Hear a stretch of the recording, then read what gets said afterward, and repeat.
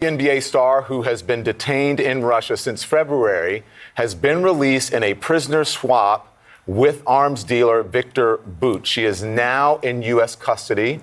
Our team of reporters and analysts standing by. We want to start now with Kylie Atwood at the State Department. Kylie, hello, welcome to you. What do we know at this point? Yeah, well, we've just learned from a U.S. official, as you said, Brittney Griner, after about 10 months of being in Russian prison, is now free. She is in the custody of U.S. officials. We're expecting to hear from President Biden today, according to that U.S. official.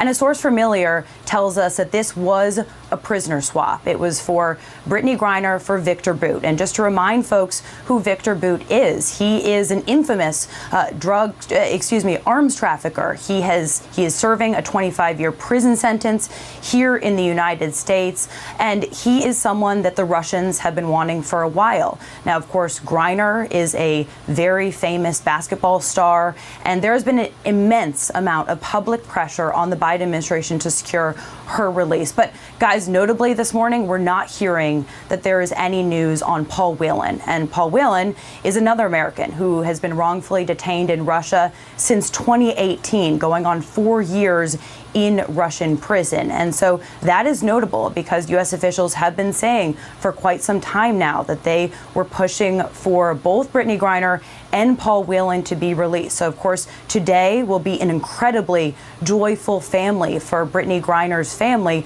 but we can expect it will be an incredibly emotional day for Paul Whelan's family. And of course, we're waiting to hear more as to how this all came to fruition, because you'll remember that earlier this summer, we reported that the Biden administration had put an offer on the table with the Russians to try and get out Brittney Griner and Paul Whelan. And Viktor Bout, that convicted arms trafficker, was part of that proposed deal. So now we're seeing part of that deal come to fruition, but of course not in its entirety. And Tony Blinken is speaking about that this weekend, too, about this possible deal for the prisoner swap. And Kylie, my question on this is, obviously, this is big reporting that we had over the summer about this offer that the Biden administration made for this convicted arms dealer, Viktor Bout.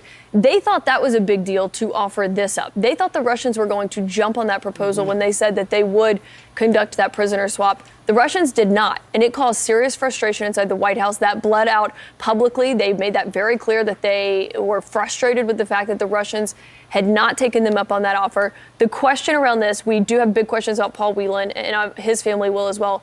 But what changed in this? Is there any sense of why the Russians have now taken the United States up on this offer to get Brittney Griner and bring her home? Well, listen, we don't know the specifics, but you're exactly right, Caitlin. There was an incredible amount of frustration from U.S. officials because they felt like they were offering Russia something that Russia really wanted. Viktor Bout's name has come up repeatedly when you have talked about potential prisoner swaps between the U.S. and Russia. But clearly, the Russians realized that there was an incredibly high price on Brittney Griner. We should note that, she is a famous basketball player, an American star. She really galvanized the LGBTQ community, the African-American community, to pressure the Biden administration to get her out. And rest assured that Russia was watching as that happened. Of course, Paul Whelan was part of those conversations, but she galvanized the public in a different way than we have seen before when it comes to Americans who are detained abroad.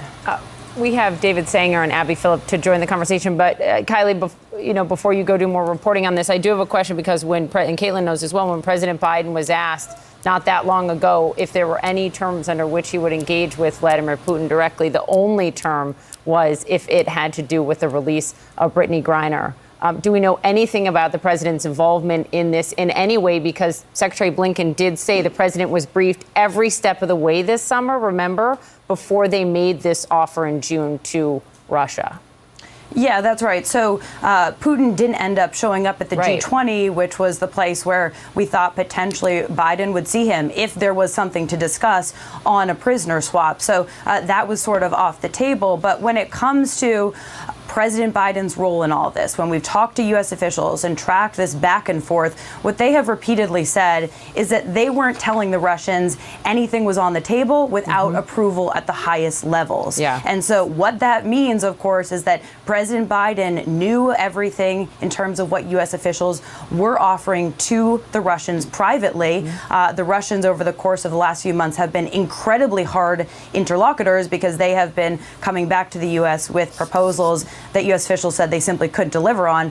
Well, clearly they felt like they could deliver on this deal here.